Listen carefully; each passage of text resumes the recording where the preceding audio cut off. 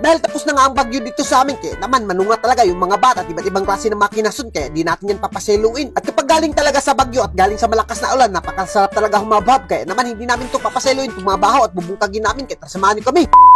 For today's video mga idol, dahil maganda-ganda na nga yung panahon, kaya naman napagdesisyon namin na pumunta ng dagat. Pero bago ang lahat guys, talagang pupunta kami ng dagat dahil yung sundan namin, udong at tinapa lang talaga. Kaya naman guguslain talaga kami nito pagdali. At naghukad na kaagad si Ivy ng bahaw dyan habang kinukugos ko yung aking anak. At medyo namimiss ko na ngayon anak ko na hindi na ako nakakugos. At siyempre meron din tayong buko salad kahit malakas yung bagyo. Paghanda kasi to kapag bumalakas ang bagyo at makabakwit kami, meron kami buko salad na babaunin. At sa puntong ito guys, dumiretso na kaagad kami sa dagat namin. At yan nga pala guys, pamahaw nga pala itong pupuntahan namin dahil alas 8 pa yung hunas dito sa amin. At as you can see naman guys, nagpapasalamat rin talaga kami dahil konti lang yung damage dito sa amin. Isang kahoy lang yung na-damage. At ayan na nga, kung nakikita yung mga nagtatag-asa ng lobby dyan, hindi natumba dahil napakaligon talaga. At sa puntong ito, nakaabot na kaagad kami dito sa aming dagat. At sa pag-abot namin ay nakakita na kaagad ako dito ng bat. Kaya naman hindi ko na tapapasayluin. Ito nga pala yung bat pisot na talagang kinukuha namin dito. At as you can see naman guys, sumisirit pa nga yung bat pisot dito. At siyempre si Ivy hindi yan papalupig, nakakuha rin siya ng makinason. Ito talaga yung dahilan guys, kapag pupunta kami ng dagat, kapag bumabagyo ay talagang lumalabas yung makinason dito. At hindi ka talaga magmamahay dahil malinaw yung panahon, kaya naman talaga yung makinason ay nagsisilabasan. At as you can see naman guys, may mga litob at iba't ibang klase ng mga bugatan yung nakukuha namin. At ganito talaga kami manginas dito. At saka pala guys, pamahaw lang namin to dahil udong at tinapay yung sudan namin, kaya naman babawiin na lang namin dito. At nanguha kami ng mga batpisot. At sa mga hindi nakakaalam yung batpisot guys, napakasarap naman talaga yan. Alam nyo ba guys, yung mga batpisot at bihira mo lang talaga itong makikita dahil medyo tumatago talaga sila sa mga sagbot. Iwan ko ba kung bakit? At hindi ko rin alam kung bakit tinatawag to na batpisot. At meron din kayo iba't ibang klase ng bat na nakukuha namin dito, kaya naman sobrang tuwang-tuwa talaga si Ivy. At siyempre meron ding masaang na nakukuha namin dito. Talagang basic lang talaga sa amin yung masaang dito dahil napakadaghan talaga. At meron din mga namukot dito ng mga isda, kaya naman umambit na naman kami dito ng balon 100 na isda. At as you can see naman guys, hindi na talaga ako nagmamahay, nakapalit ako ng balon 100 na isda. Kaya naman sa puntong ito, hindi na kami nagpadugay-dugay ni Ivy. Talagang hihinawaan na namin dahil nagugusla na talaga kami. Biruin mo, alas 9 na hindi pa kami nakapamahaw. At as you can see naman guys, pinaspasan ko na kaagad dyan pag hinaw yung maisda dyan dahil yan yung matagal-tagal hinawaan dahil yung makuha natin na babat dahil napakadali lang naman talaga yung hinawaan. At as you can see naman guys, yung taparan nga pala natin ay chinilas lang at nilaplap ko na kaagad yung isda. At as you can see naman si Ivy guys, kinulatan niya na nga yung kuha niya na saang at pinakapaborito niya pala talaga ito na saang.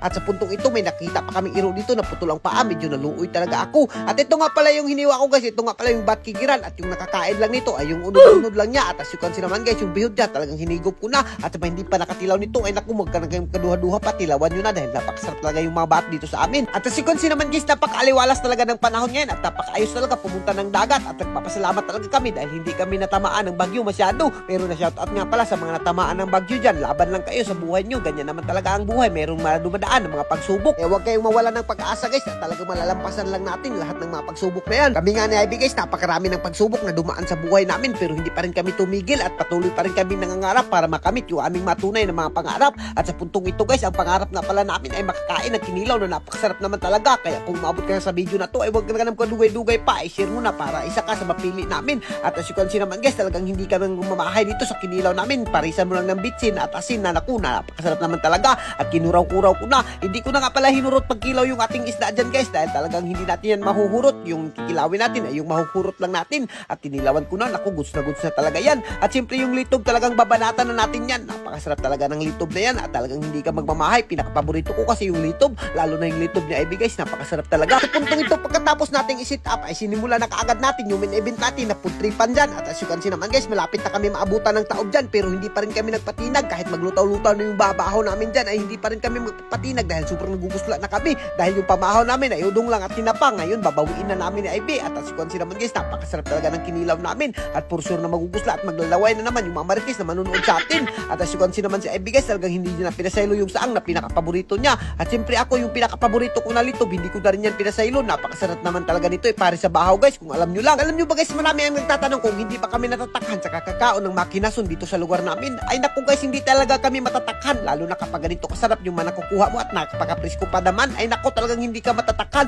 Kahit si Duma naman guys, talagang hindi magmamahay at hindi magsasawa sa ganito kasarap na mga pagkaon. At as you can see naman guys, simple lang kung tingnan pero naku, talagang hindi mo matatawaran yung experience ng mga ganito guys, lalo na kapag pinarisan mo sa bahaw. Ay naku, talagang mabubungkag talaga. at hindi na natin yan papaseluin. Kung nakikita nyo guys, talagang ipares lang natin yan sa bahaw na napakasarap naman talaga. Ay naku, goods na talaga yan. Tapos yung kasi naman yung background namin guys, isa rin yan sa nagpapasarap dito sa mga pagkain namin. Biruin nyo, ang laki-laki ng hunasan namin at napakarami pa ng makinasun, kaya naman masasarapan ka talaga sa kakakaon, lalo na kapag presko pa yung mga pagkaon na makukuha mo dito. Ay naku, talagang hindi ka bang mamahay. Alam nyo ba guys, meron nga pala akong sasabihin sa inyo, itong hunasan namin ay napakalaki naman talaga at hindi ka magmamahay at hindi mo talaga tumalilibot ng isang buong araw at kakapuyin ka na sa kakalibot. At alam nyo ba guys, kaya napakarami ng makinasun dito, gawa ng napakalaki talaga at talagang sobrang nagpapasalamat kami dahil ganito kalawak at ganito kalaki yung dagat namin at napakarami pang seafoods. At sa puntong ito guys, dahil medyo taas-taas na nga chismisa natin at medyo nabubusog na nga kami at medyo puno-puno na nga yung budiga namin, kaya naman hanggang dito na lang siguro kami. At shoutout nga para sa mga OFW dyan na hindi talaga makaputrip ng mga ganito. Mabuhay kayong lahat dyan mga idol hanggat gusto nyo.